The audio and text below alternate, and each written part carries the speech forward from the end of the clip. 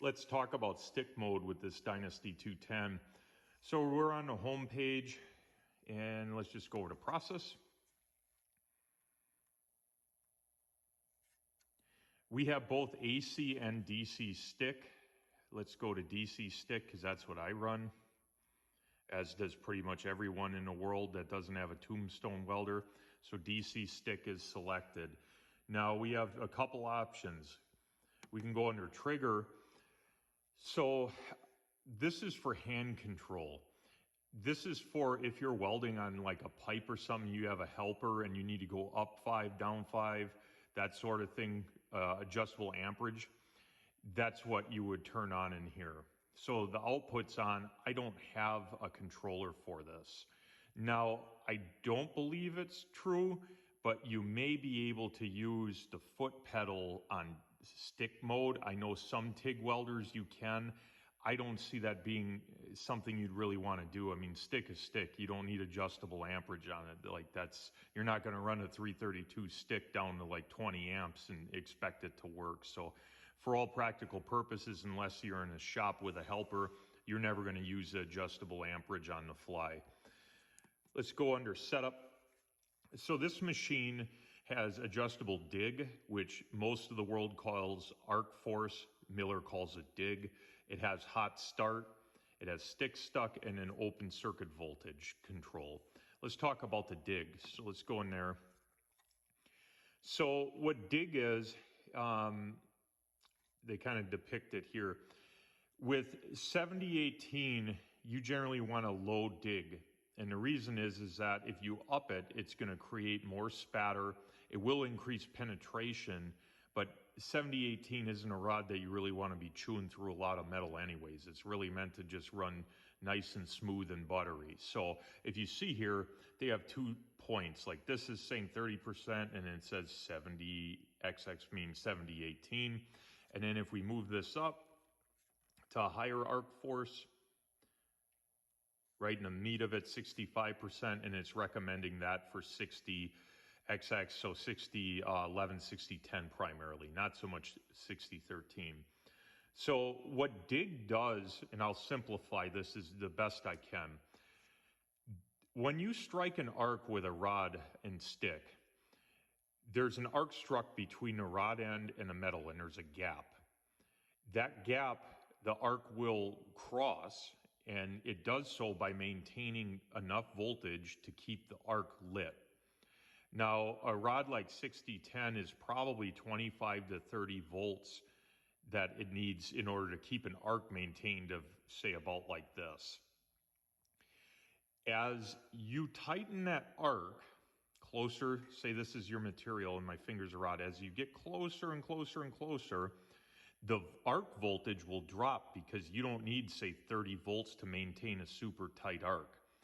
The machine senses the lowering of the voltage, makes the assumption that you're closing the arc or tightening it, and as it gets tighter, it ups the amperage. And the purpose of that is to give you control with like 6010, where if you really push that rod in there, it increases the heat input and it allows you to get better penetration. It allows you to kind of blow out material like paint and contaminants with just pure heat and arc force. And it also prevents you from sticking the rod. So if your arc force is set really high, it's going to be very difficult to strike an arc run and then stick it, because it's simply going to increase the amperage so much that it's just not going to stick anymore. It's just going to liquefy everything around the rod. And like I said, 7018, you want to be that 20-30%.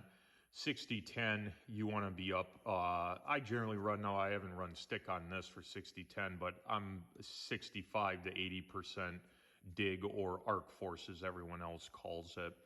Now, the arc force is not really adjustable beyond this, so it's just a percentage.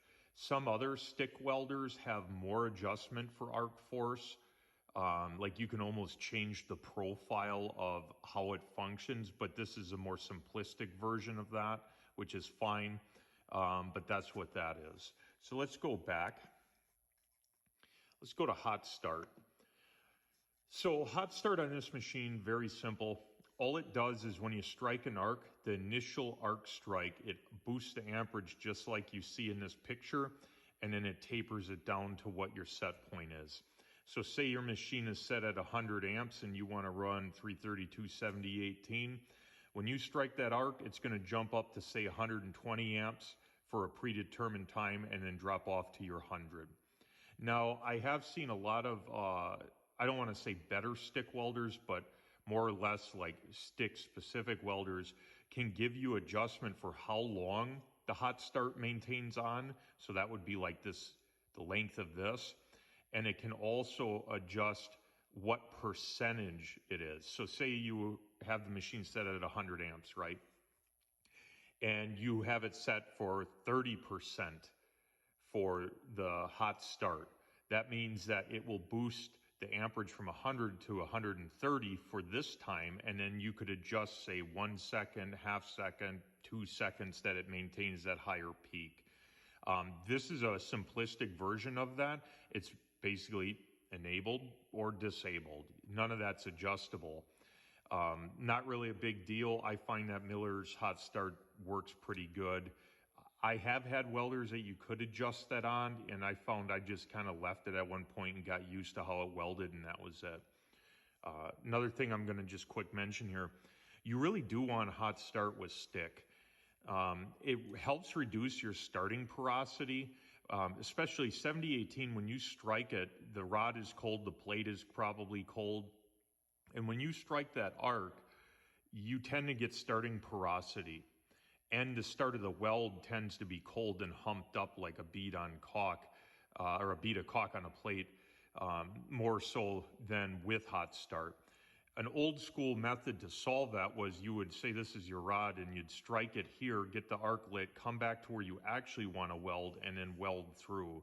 By starting ahead of where you wanted to actually start, that gives it time as you bring the arc here to warm up the rod, warm up the plate, and hopefully warm up the start of the weld so you don't get that porosity or cold start. But this does have that feature. You're definitely going to want to likely have it enabled. I prefer it enabled on any stick welder I've had. Let's go under stick stuck. You know, again, I'm kind of probably going into too much depth on this, but I just want you guys to understand what you're dealing with here. So stick stuck, this is going to be kind of controversial, to be honest. I love the feature of the stick stuck on this. Miller does it, Fronius does it, and maybe a couple other companies. In simple terms, all it does is, if you remember, I said when you maintain an arc gap with the stick rod, you're at, say, 20 to 30 volts. When you stick that rod, the voltage goes to 0 and the amperage goes to what your set point is, say 100, 150 amps. When this detects the arc voltage going to 0 because there's no arc, it shuts off the power output so that your rod doesn't get really hot at all, and you can essentially just break it off really easy because it doesn't stick hard. The other nice thing is that I find, like, say you're welding under some trailer, and at the point where you can't afford to stick a rod, guess what? The rod sticks. And now you have, say, no maneuverability to try and break the rod off quick, or you don't want arc strikes on your piece. And getting to the clamp to release it is a pain. And what you wind up doing is the end of the rod is stuck to the plate and you bust the flux off the rod. And now your rod's almost junk. You got to clip it to restart it. Like, it's just bad situation. I find that with stick stuck in that situation, it just shuts it off right when you want it to, and you can just break it free very easily and just keep welding. You got to give it like a half second just to reset, and then you're ready to go again. I find that to be very helpful for out of position welding on some scabby, like a trailer or something. I like it, but if you don't, you can always disable it. I generally will keep that enabled for stick mode. Beyond that, the only really other adjustment here, you have your open circuit voltage. I normally keep this at what would be normal. On this machine, it's probably, 40 to 80 volts open circuit voltage. That's how much voltage is present when there's no arc. Now, old school transformer machines could have 80 to 100 volt open circuit. That can be pretty dangerous because if your hands are wet or your table that you set your stinger down or rod on is wet, you can end up getting shocked from that because the voltage is high enough to cross through gloves or a shirt, because especially with water or sweat that conducts electricity really well, you can shock yourself fairly easy.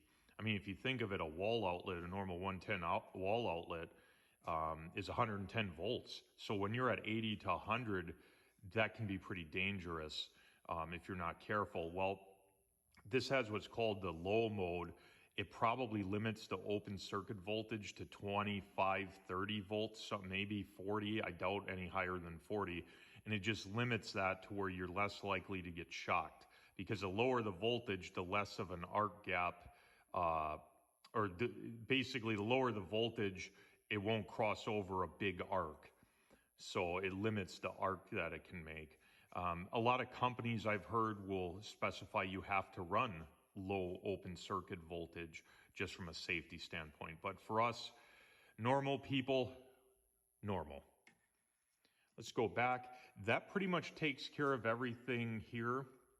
We're going to go back under process and switch it to AC stick. All right.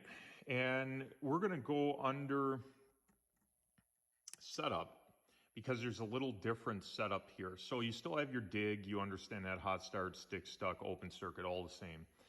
You can actually adjust the frequency of this, of the stick output. So all old school transformer machines, like your BuzzBox, your Lincoln Tombstones, all of those, they all output 60 hertz for AC.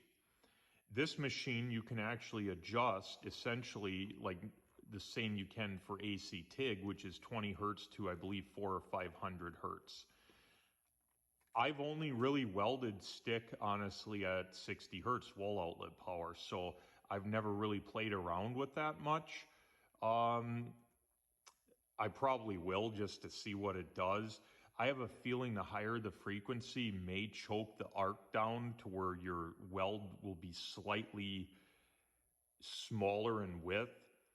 Not too sure. I do know that with AC TIG, the higher the frequency, the less the penetration. It may have that effect on stick. I'm not sure, but for right now, we'll leave it at 60. And that pretty much takes care of, and go through all of this, the rest of that. So I'll shoot a video on the save features and a couple of the other advanced features on this.